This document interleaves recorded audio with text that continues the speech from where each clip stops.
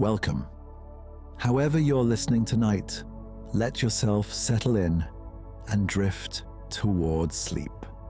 Tonight, we're going back to a time when the islands and coastlines of Greece were filled with stories of gods, monsters, and kings who spent their lives trying to escape what had already been foretold.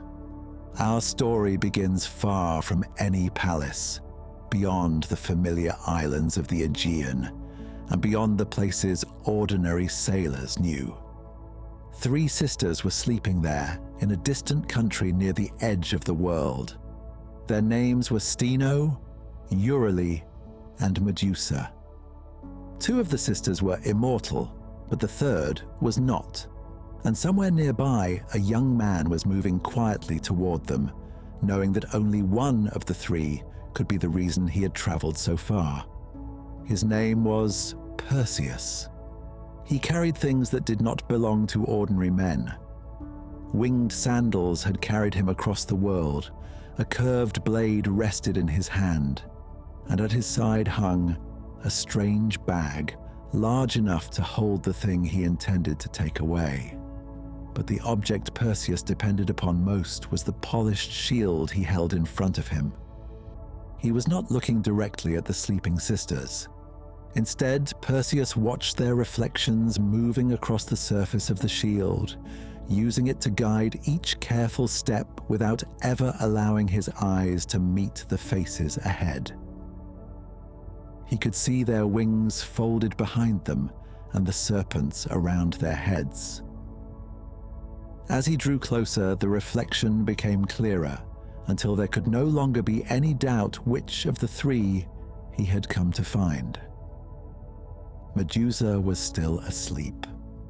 Perseus continued forward, keeping his eyes on the shield and his hand around the blade. Steno and Euryale could not be killed, and if he struck the wrong sister, there would be little chance of correcting the mistake. Medusa was different. She was mortal, but even sleeping she remained dangerous. Perseus had traveled too far to forget what would happen if he turned toward her now and looked directly into her face. So he watched the reflection instead. Beside him was Athena, the goddess who had helped bring him this far, and now, when Perseus could not safely trust his own eyes, she guided his hand toward the sister he had come to kill. The distance between them slowly disappeared. The Gorgons did not wake. Perseus raised the blade. And for a moment, before it fell, we can leave him there because the story of how he came to be standing at the edge of the world beside 3 sleeping Gorgons had begun many years earlier, before the winged sandals, before the polished shield, and before he had ever heard the name Medusa. It began in a palace in Argos, where an old king named Acrisius wanted to know what would happen after he died. Acrisius had a daughter named Danae, but no son to inherit his kingdom, and so he went looking for an answer about the future of his family. What he received instead was a warning. His daughter would one day have a son, and that son would kill him. Acrisius returned to his palace knowing that somewhere in his future there was a grandson who would cause his death. The child had not been born. Danae was not yet a mother, and the king believed there was still time to make certain that neither of those things ever happened. He could not control the prophecy, but he could control his daughter.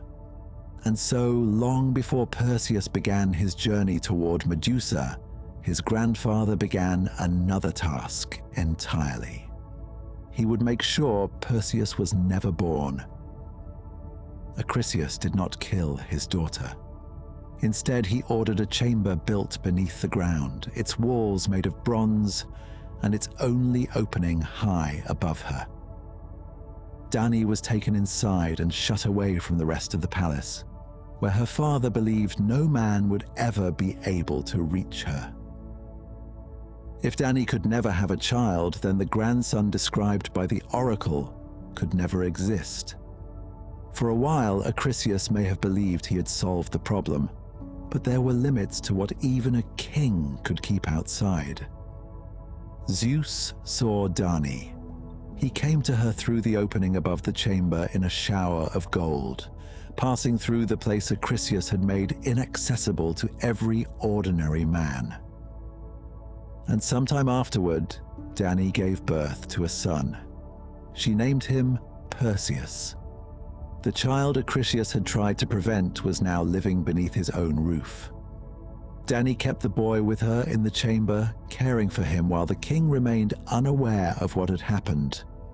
But an infant could not remain hidden forever, and eventually Acrisius heard the voice of his grandson. The prophecy he had tried to stop had already begun.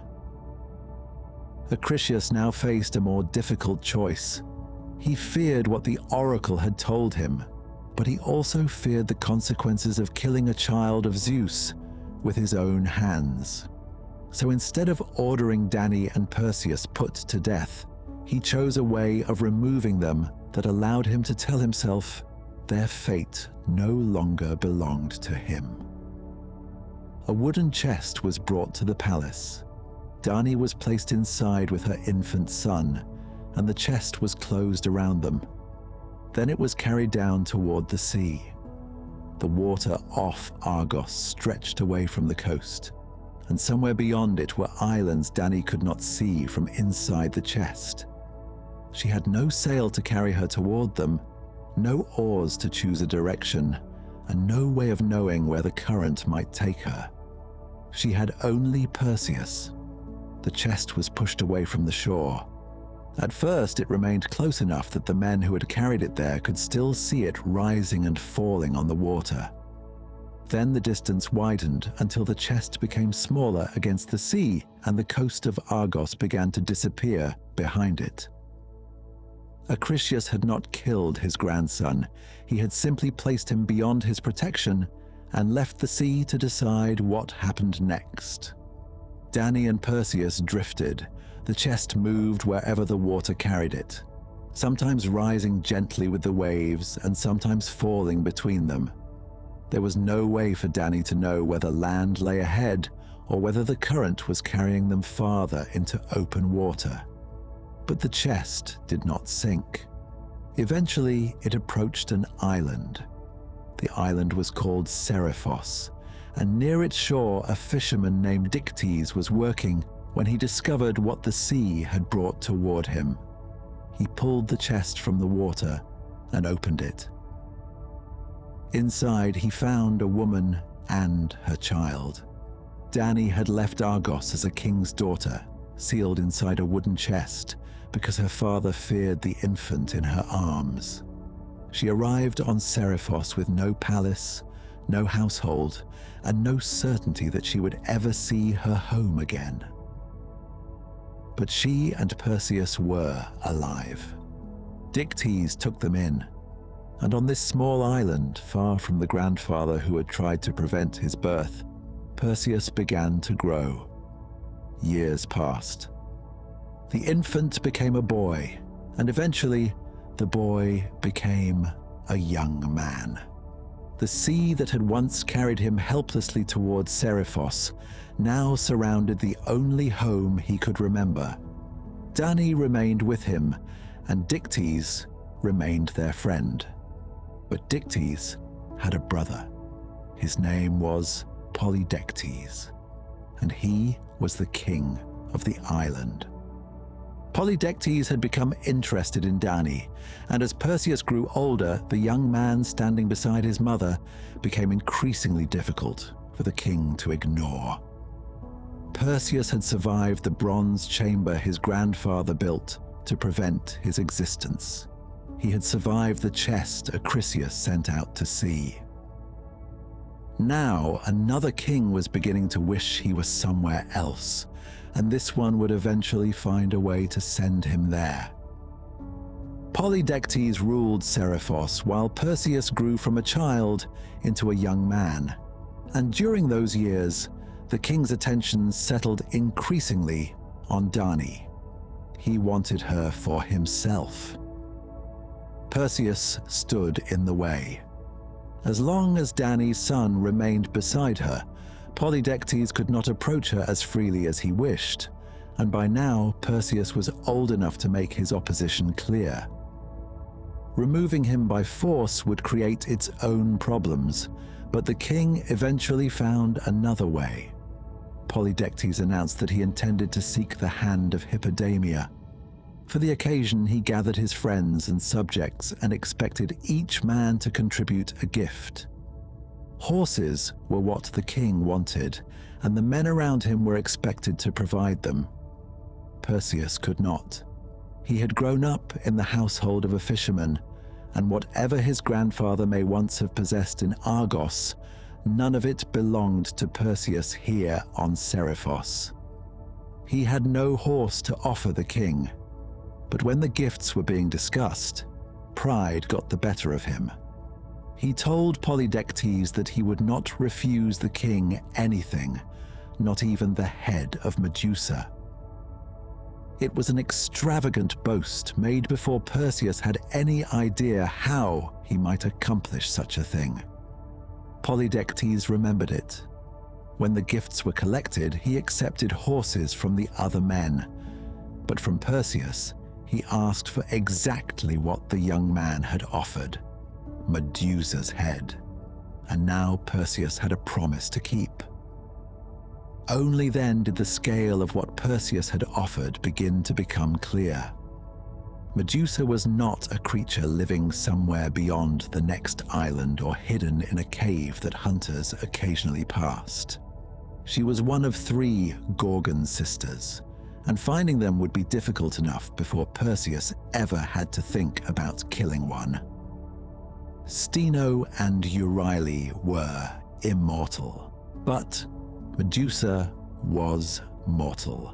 But reaching her would require Perseus to travel far beyond Seriphos, and even if he somehow found the Gorgons, approaching them carried a danger unlike anything he had faced before. A person who looked upon them could be turned to stone. Perseus had promised to bring back the head of one. The king had found the distance he wanted between Perseus and Danae. All Perseus had to do now was cross it. So the young man who had once arrived on Seriphos inside a wooden chest prepared to leave the island again, this time by his own choice. He did not yet have winged sandals. He did not have the polished shield that would eventually allow him to approach Medusa without looking at her. He did not have the blade we saw in his hand at the beginning of our story. And he did not know where the Gorgons lived. But Perseus would not have to find all of those things alone. Athena and Hermes came to his aid. They knew what Perseus was going to face, and before he could reach Medusa, there were other beings he would have to find first. 3 very old sisters knew the way forward. Between them, they possessed only one eye. And Perseus was going to need it. Perseus left Seriphos without knowing exactly where his journey would end. Somewhere in the world were the 3 Gorgons, but knowing their names was not the same as knowing where to find them. Before Perseus could think about approaching Medusa, he first had to discover the road that would take him there. He was not making the journey entirely alone. Athena and Hermes had taken an interest in his quest, and with their help, Perseus learned of 3 ancient sisters who knew the way forward. They were called the Graeae. The sisters had been grey-haired from birth, and between the 3 of them, they possessed a single eye and a single tooth. When one sister needed to see, the eye passed into her hand, and when another needed it, the same eye was passed again. The Graeae knew the way to the nymphs, and the nymphs possessed things Perseus would need if he was ever going to reach Medusa and return alive.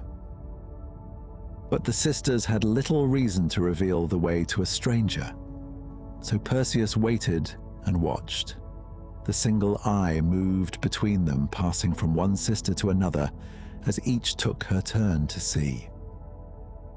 Perseus waited until one of them removed it and reached out to pass it to the next. For a brief moment, the eye belonged to none of them. Perseus took it. The three sisters could no longer see him. Perseus now possessed the one thing all of them needed, and he refused to return it until they showed him the way to the nymphs. The Graeae eventually gave him what he wanted. Perseus returned their eye and continued on, following the way they had revealed until he reached the nymphs. Here the journey changed. Until now, Perseus had been a young man traveling toward a creature he had no ordinary means of approaching. He could not look at Medusa, did not know how he would escape her immortal sisters, and had no way to safely carry what Polydectes had sent him to retrieve. The nymphs gave him three things that would change that. First came a pair of winged sandals, which would carry Perseus through the air and across the enormous distances still ahead of him. Then came a cap belonging to Hades. Once Perseus placed it over his head, anyone looking for him would be unable to see him. And finally, the nymphs gave him a strange bag called the kibisis. For now, it was empty. If Perseus succeeded, it would carry Medusa's head. Hermes provided the weapon for the task, a curved blade strong enough to cut through the Gorgon's neck. Athena provided the final piece, a polished shield. Perseus would not use it simply to defend himself. When he eventually found Medusa, the shield would become his way of seeing her without ever looking directly into her face. He could turn his eyes towards the polished surface and watch the world behind him in reflection. For the first time since leaving Seriphos, the impossible promise he had made began to resemble something that might actually be accomplished. Perseus had a way to travel. He had a way to disappear. He had something to carry the head. He had a weapon with which to take it. And most importantly, he had a way to see Medusa without looking at her. There was nothing more to collect. The Graeae were behind him now, and so were the nymphs. The inhabited islands and familiar waters of Greece lay farther away with every part of the journey. Perseus put on the winged sandals and continued toward the distant country where the Gorgons lived.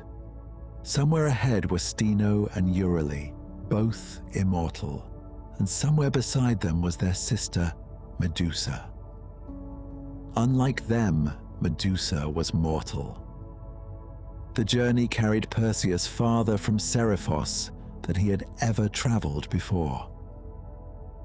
With the winged sandals beneath his feet, stretches of land and water that might once have taken weeks to cross passed below him. The familiar islands disappeared behind him, and eventually even the coastlines he recognized were gone. He continued west. The world became less familiar the farther he traveled, until Perseus was moving toward places that lay beyond the ordinary routes of sailors and merchants. Somewhere ahead was Ocean, the great river believed to flow around the outer edge of the world. And beyond Ocean, near the boundary of night, were the Gorgons. Perseus continued toward them. There were no roads to follow this far from Greece, and no harbor where he could stop and ask how much farther he had to go. The directions he had gained from the Graeae were all he had, and he followed them into a country he had never seen before. Eventually, the journey that had begun on a small island in the Aegean brought him to the distant place he had been searching for. The Gorgons were there. Perseus did not approach immediately. He had spent much of the journey preparing for this moment, but preparation was different from finally seeing the danger ahead. there were three sisters: Steno, Euryale, and Medusa. The Gorgons were unlike anyone Perseus had encountered on his journey. Serpents grew around their heads, their hands were made of bronze, and golden wings rose from their bodies. Their teeth were large, and the sight of their faces was something Perseus could not risk for even a moment. Two of the sisters had existed without fear of death. Steno could not be killed, neither could Euryale, but Medusa was mortal. That was why Perseus had come for her. The three sisters were sleeping when he found them. For Perseus, that was the only advantage he was likely to receive. He prepared before moving any closer. The kibyssus remained ready at his side. The cap of Hades was within reach, and the curved blade Hermes had given him was in his hand. Then Perseus raised Athena's polished shield. From this point onward, he would have to trust what he saw there. He turned his eyes away from the Gorgons and looked into the reflection. The world behind him appeared across the polished surface. There were the sleeping sisters, there were the folded golden wings, there were the serpents, and there was Medusa. Perseus began to move toward her, slowly. Each step depended on the reflection in his hands. When the image shifted, he corrected his direction. When he needed to know how much distance remained, he looked deeper into the shield rather than turning his head. The sisters remained asleep. Perseus moved closer. The blade stayed ready in his hand. And beside him, Athena guided him toward the one sister among the three who could be killed. This was the moment we left at the beginning of our story. Perseus had crossed the world to reach it. Now, there were only a few steps left. Medusa did not wake. Perseus raised the blade and brought it down. Her head came away from her body. For a moment, Perseus had what he had crossed the world to find. Then something extraordinary happened. From Medusa's body sprang two living beings. The first was Graeae, and with him came a horse unlike any Perseus had ever seen, with great wings rising from its body. Pegasus. Perseus had barely had time to understand what had appeared before the danger around him changed. Steno and Euryale rose. Their sister was dead, and whoever had killed her was still there. Perseus had no weapon that could save him from the two sisters now coming after him. Medusa had been mortal, but Steno and Euryale were not, and killing them had never been part of the plan. He reached for the kibyssus. Medusa's head still carried the danger it had possessed while she was alive, and Perseus could not simply carry it uncovered. He placed the head inside the bag the nymphs had given him and closed it away. Then he reached for the cap of Hades. The Gorgons were coming. Perseus pulled the cap over his head and vanished from their sight. Steno and Euryale searched for him, but there was now nothing for them to see. Perseus was still there. He could see the sisters moving around him, searching for the man who had killed Medusa, but beneath the cap, they could not see him in return. For the first time since entering this place, Perseus began moving away from them. He had to carry Medusa's head with him. He had to keep the kibyssus closed, and above all, he had to resist any temptation to look back toward the Gorgons, as he put distance between himself and the place where their sister lay. The winged sandals carried him away. Behind him, Steno and Euryale continued searching, but there was no figure for them to pursue. Perseus moved farther from the place where he had found them, still hidden beneath the cap, until the Gorgons themselves began to disappear behind him. Only then could the distance begin to feel safe. Perseus had done what Polydectes asked. The impossible gift was now inside the bag at his side. He had found Medusa. He had killed her, and he had escaped her immortal sisters. But Seriphos was still very far away. Perseus turned toward home and began the long journey back. The journey home carried Perseus across countries he had never seen before. Medusa's head remained sealed inside the cubicis at his side, hidden from every person who might otherwise meet its gaze. Behind him lay the distant country of the Gorgons. Far ahead was Seriphos, where Danae was still waiting. But before Perseus could reach her, the winged sandals carried him over Ethiopia, a kingdom ruled by Cepheus and his wife, Cassiopeia. As he passed above the coast, Perseus saw a young woman bound to a rock beside the sea. Her name was Andromeda. Something had happened in the kingdom before Perseus arrived. Cassiopeia had compared her beauty with that of the sea nymphs, boasting that she was more beautiful than all of them. The nymphs carried their anger to Poseidon, and the god of the sea answered by sending destruction towards the kingdom. Water moved across the land, and with it came a sea monster. The people of Ethiopia needed the disaster to end, but the answer given to them demanded the life of someone who had done nothing to cause it.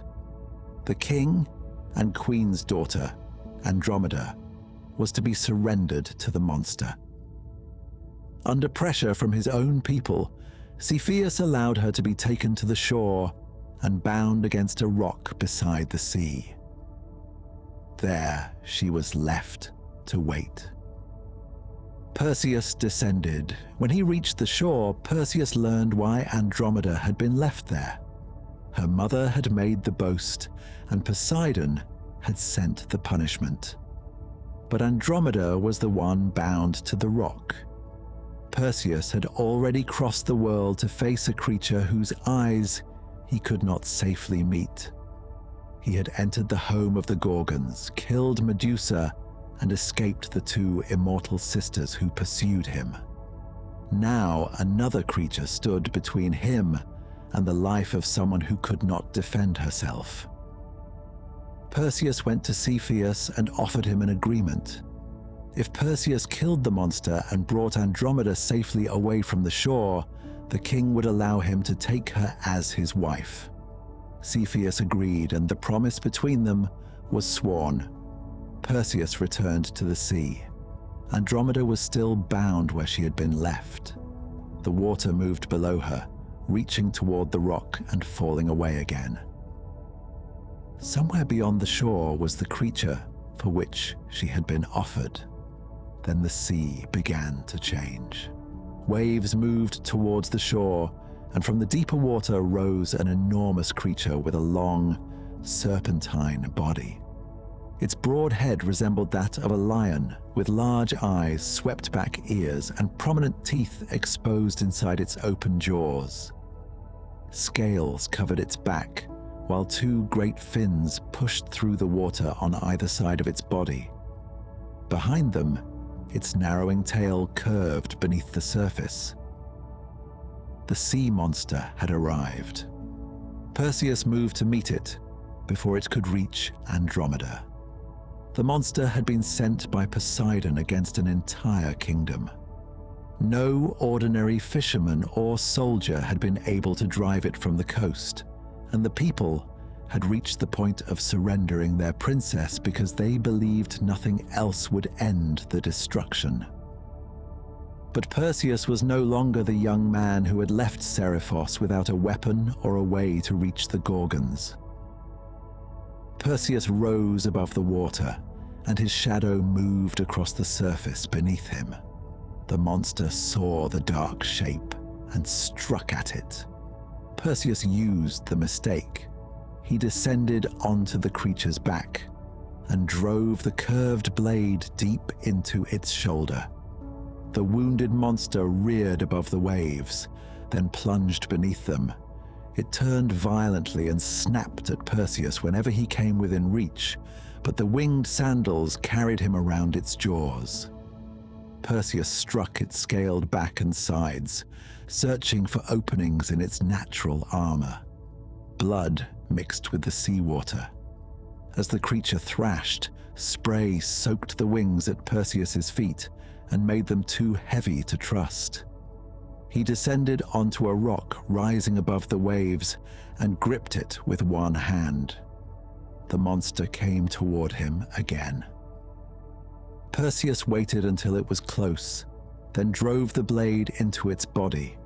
He struck again, and the creature's movements weakened until the water around the rock became still. The sea monster that had brought fear across Ethiopia would not return to the shore. Andromeda was safe. Perseus went back to the rock and released her. The chains that had held Andromeda there were removed, and for the first time since she had been brought to the sea, she could step away from the place where she had been left to die. Perseus had fulfilled his part of the agreement, and Cepheus now had a promise of his own to keep. Preparations were made for the marriage of Perseus and Andromeda, and a celebration began inside the royal hall. But Andromeda had been promised once before. Before the monster came, she had been intended for a man named Phineus, the brother of Cepheus. Although Phineus had not saved her from the shore, he still believed she belonged to him. During the celebration, Phineus entered the hall with a company of armed men. The sounds of the wedding stopped. Phineus raised a bronze-tipped spear, declared that he had come to reclaim his promised bride, and threw the weapon at Perseus. The spear missed. Perseus returned the attack, and the wedding hall became a battlefield. Phineus had brought too many men for Perseus to hold back alone. Weapons came towards him from across the hall. Perseus fought among the tables where the marriage had been celebrated only moments before, but the attackers continued pressing closer. He was being surrounded. The blade that had killed Medusa and the sea monster could not protect him from every direction at once. Perseus warned those who stood with him to turn their faces away. Then he reached for the object he had carried from the edge of the world. The kibisis had remained closed. Medusa's head was still inside it. Perseus turned the face away from himself and drew the head from the bag. Phineus and his men looked toward Medusa. The attackers nearest Perseus stopped where they stood.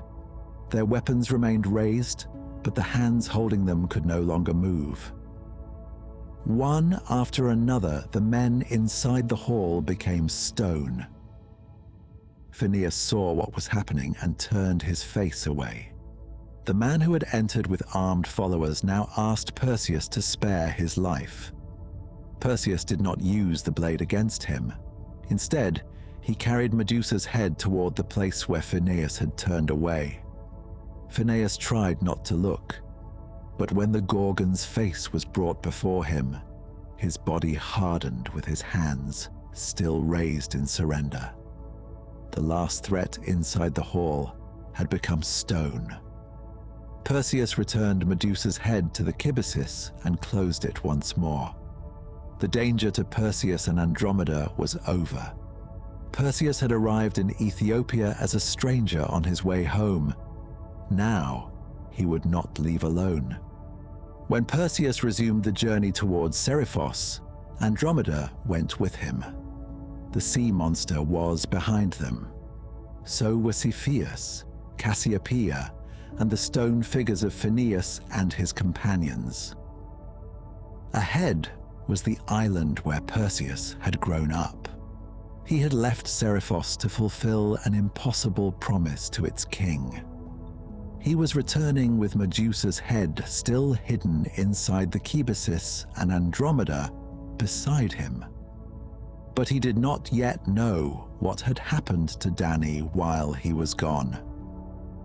The journey brought Perseus and Andromeda across the sea until the familiar shores of Seriphos appeared ahead of them. Perseus had left the island carrying an impossible promise. He returned with a wife beside him, and the object Polydectes had demanded sealed inside the Perseus.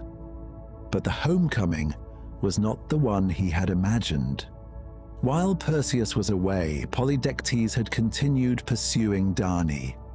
With her son no longer there to stand between them, the king's actions had become so threatening that Danae and Dictys had fled to the sacred altars for protection. That was where Perseus found them. His mother and the fishermen who had rescued them from the sea were no longer safe in their own home. They had placed themselves beneath the protection of the gods because it was the only refuge Polydectes had left them.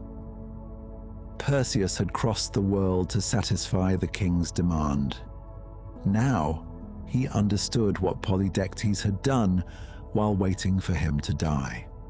Perseus left Danae, Dictys, and Andromeda at the sanctuary and went to the royal palace. Polydectes was there with his friends. The king had once demanded Medusa's head because he believed Perseus would never return with it. The journey should have removed Danae's son permanently, leaving Polydectes free to pursue her without opposition. But Perseus now stood inside his hall. The promise had been fulfilled. At his side was the same Perseus he had carried away from the country of the Gorgons. It had remained closed through the journey to Ethiopia, the battle beside the sea, the attack inside the wedding hall, and the final passage to Seriphos.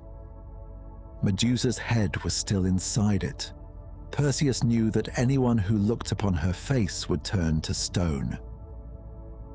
He had used that power against Phineus and the armed men who surrounded him. Now he was standing before the king who had sent him to find it. Perseus turned his own face away. Then he opened the Perseus and showed Polydectes the gift he had requested.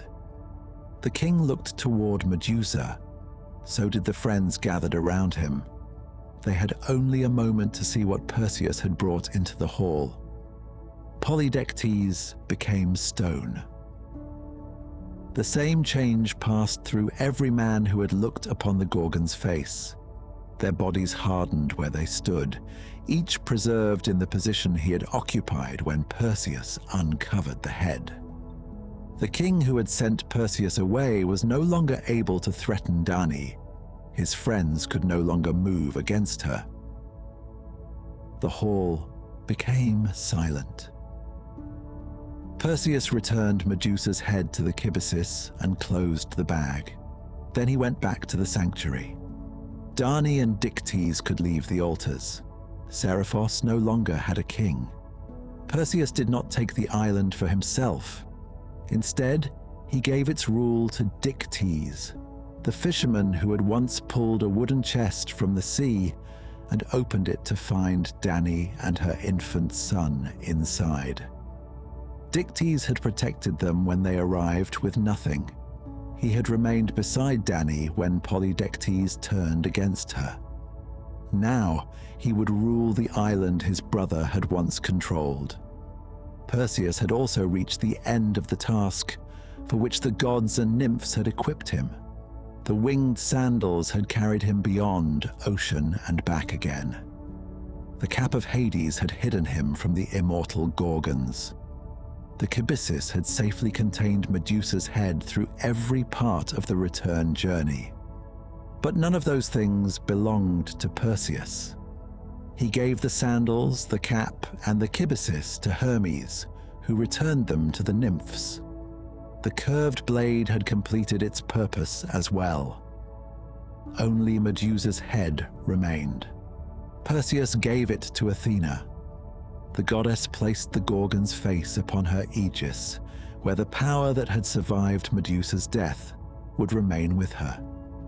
Perseus no longer carried the impossible gift at his side. His promise to Polydectes had been fulfilled, and the journey that began because of the king's deception had ended. But another part of Perseus's story remained unfinished. Danae had not seen Argos since the day her father sealed her inside a wooden chest and sent her out to sea. Perseus had never returned to the kingdom where he was born. Acrisius was still there. Years had passed since the king first heard the prophecy that his daughter's son would kill him. He had hidden Danae beneath the earth, then placed her and her child inside the chest, believing the sea might prevent the future he feared. But the child had survived. Perseus had grown into a man, crossed the world, and returned from dangers Acrisius could never have imagined when he sent his grandson away. Now, Perseus wanted to see him. He left Seriphos with Danae and Andromeda and began the journey toward Argos. Behind them, Dictys ruled the island where Perseus had grown up. Ahead was the grandfather who had tried to make certain he would never live long enough to return. And the prophecy Acrisius had spent so many years trying to escape was still waiting for them. Before Perseus reached Argos, word of his return traveled ahead of him. Acrisius learned that the grandson he had sent out to sea was approaching the kingdom. The child had survived, and the warning given to the king so many years before had not disappeared with him. Acrisius left Argos and traveled north into the country of the Pelasgians, hoping distance might protect him from the prophecy. When Perseus arrived in Argos, his grandfather was gone. He had not returned to take revenge on Acrisius. He wanted to see the man whose fear had shaped the beginning of his life. Perseus continued north into the country of the Pelasgians, where Acrisius had gone. His search brought him to Larissa. The king of Larissa was holding athletic games in honor of his father, who had died. Men had gathered to compete in the pentathlon, testing themselves in running, jumping, wrestling, and the throwing of the javelin and discus. While he was in Larissa, Perseus entered the competition. Acrisius was present at the games. The old king had traveled far from Argos because he knew Perseus was returning. Now, without either man arranging the meeting, grandfather and grandson had arrived at the same gathering. Perseus stepped forward for the discus throw. He took the heavy disc in his hand, prepared himself, and released it. The discus traveled beyond the place where he had intended it to fall. It struck Acrisius on the foot. The wound killed him. Perseus had not raised a weapon against his grandfather. He had not followed Acrisius to Larissa intending to punish him for imprisoning Danae or casting them both into the sea. The death had been an accident, but the oracle had never said that Perseus would want to kill Acrisius. It had said only that Danae's son would cause her father's death. The bronze chamber had not prevented his birth. The wooden chest had not taken his life. Acrisius's flight from Argos had not carried him beyond the prophecy. Every attempt to avoid the warning had led him towards the place where it would finally be fulfilled. Perseus buried his grandfather outside Larissa. Then he faced a kingdom that was now his to inherit. Perseus could have returned to Argos as its king. Acrisius was dead, and the grandson he had tried to remove was his rightful successor. But Perseus could not bring himself to claim the kingdom of the man who had died by his hand, even though the death had been unintended. Instead, he went to Megapenthes, the ruler of Tiryns, and offered to exchange kingdoms with him. Megapenthes would receive Argos. Perseus would rule Tiryns. The exchange was made. Perseus did not return to the palace where Acrisius had once tried to prevent his existence. He began a different life with Andromeda in the kingdom he had chosen for himself. In time, he strengthened Tiryns and the nearby cities of Medea and Mycenae. The child placed inside a wooden chest had become a king, but he did not rule the kingdom his grandfather had feared losing. He built his future somewhere else. Perseus and Andromeda made their home in the lands he now ruled. Their family grew there, and their descendants would carry the story forward into generations Perseus would never see. The winged sandals were no longer beneath his feet. The polished shield was no longer in his hands. Medusa's head now rested upon the aegis of Athena.